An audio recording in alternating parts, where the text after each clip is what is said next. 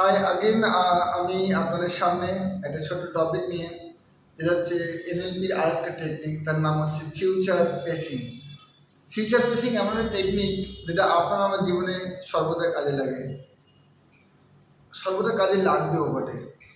In every field, আপনি কোনো চাকরি পেতে যাচ্ছেন, আপনি কোনো ইন্টারভিউতে যাচ্ছেন, আপনি কোনো বিজনেস মিটিংয়ে যাচ্ছেন, আপনি কোনো লোকের সঙ্গে মিট করতে যাচ্ছেন, কোনো বিজনেস ডিল করতে যাচ্ছেন, কোনো জমি কিনতে যাচ্ছেন, কোনো এমন ডিজায়ার্ড রেজাল্ট পেতে যাচ্ছেন, সেটা ক্ষেত্রে সেগুলো অ্যাচিভ করতে ইজিলি আপনার যে সার্কামস্টেন্সেস ভালো তৈরি হোক, আপনার পরিবেশটা ওখানে আপনার ফেভারে তৈরি হোক, তার জন্য এই যে মেন্টাল টেকনিক ফিউচার পেসিং, এটা কিন্তু আপনার লাইফে অনেকটা কন্ট্রিবিউট করতে পারে।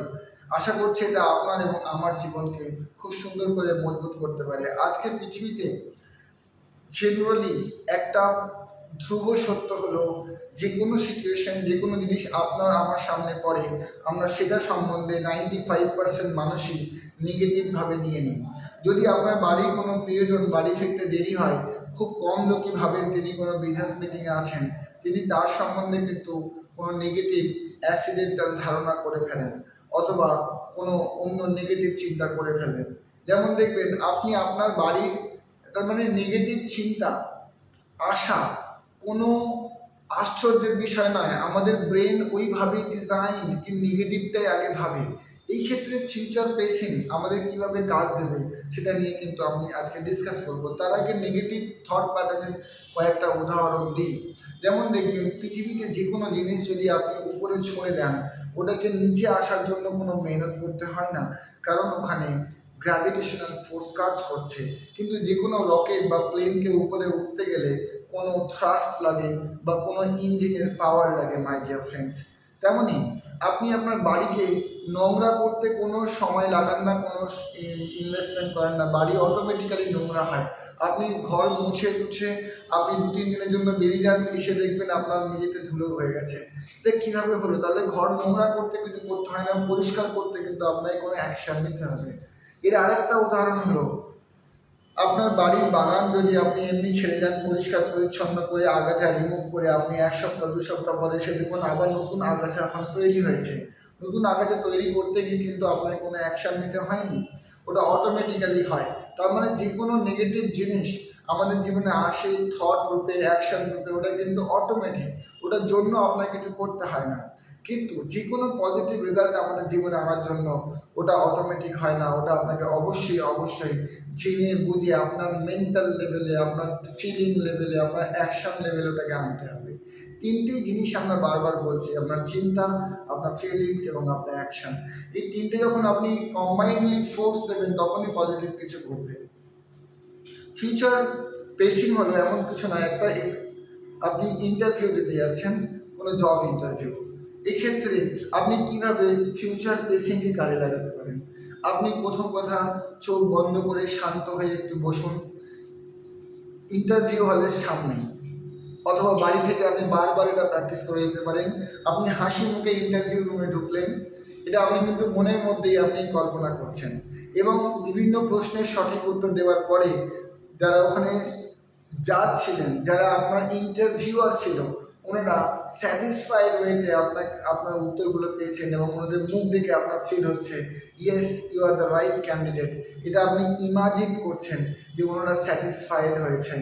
আপনি হাসি মুখে ওখান থেকে বেরিয়ে আসার সময় আপনি দেখলেন যে ইন্টারভিউয়াররা আপনার পেছনে কি বলছে আপনি যেন শুনতে পাচ্ছেন, yes this is the person we were looking for, এনার জন্যই হয়তো আমরা ওয়েট করছিলাম, দিস ইজ দ্য ক্যান্ডিডেট। এটা আপনি শুনতে পাচ্ছেন, আপনি দেখতে পাচ্ছেন, আপনি অ্যাম্বিয়েন্সে ফিল করতে পারছেন।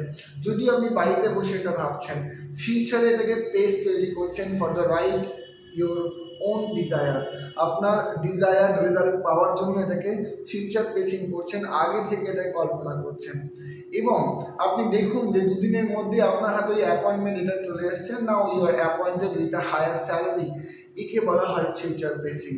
আপনি জেনারেলি ওখানে যখন ঢোকেন, আমরা সাধারণত ইন্টারভিউতে ভাবি কি আমার থেকে কোনো এডুকেটেড ক্যান্ডিডেট আছে, আমার থেকে কোনো ডিজার্ভিং ক্যান্ডিডেট আছে, আমার থেকেও ভালো ড্যাশিং ক্যান্ডিডেট আছে, আমি হয়তো আমার প্রতি হয়তো ওরা লিস্ট ইন্টারেস্টেড থাকবে, এইটাই 95% লোকের মনে আসে। এবং খুশির খবর হলো এটা স্বাভাবিক, এই চিন্তা আসাটাই স্বাভাবিক, এটা কিন্তু মানুষের হিউম্যান নেচার, এটা কোনো অস্বাভাবিক কিছু না, এটা ভয় পাওয়ারও কিছু নেই।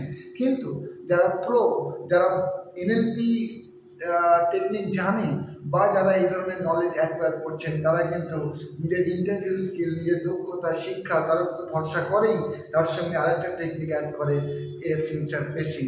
তখন আপনি ফিউচার বেসিংকে আপনার স্টাডি, আপনার পরিশ্রম, আপনার মেহনতের সঙ্গে এটাকেও অ্যাড করে নেবেন, তাহলে কিন্তু আপনার রেজাল্ট আরও ভালো আসবে।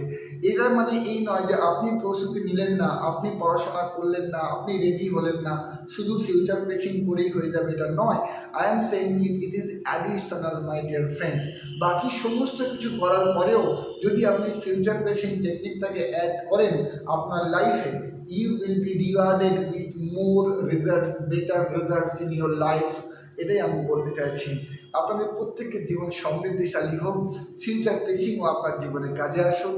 আমি মন থেকে আপনার বন্ধু হাবিবুর রহমান প্রার্থনা করছি আপনার জীবন সমৃদ্ধিশালী হোক, আপনার পরিবারের জীবন সুখী হোক, আপনার সমৃদ্ধি ধীরে ধীরে যেন বাড়ে, আপনার সন্তানেরা যেন 10 জনে একজন হয়, এবং আপনার কাঙ্ক্ষিত সমস্ত স্বপ্ন তাড়াতাড়ি যেন পূর্ণ হয়। And I wish you all the best. আমার টার্গেট হচ্ছে 10 মিলিয়ন পিপল অব্দি পৌঁছানো মাই ডিয়ার ফ্রেন্ডস। যদি আমার এই নলেজ আপনার ভালো লেগে থাকে, কাইন্ডলি এটাকে সাবস্ক্রাইব করবেন, লাইক করবেন এবং শেয়ার করবেন। অশেষ ধন্যবাদ শেষ পর্যন্ত আমার ভিডিও দেখার জন্য। Thank you very much my dear friends.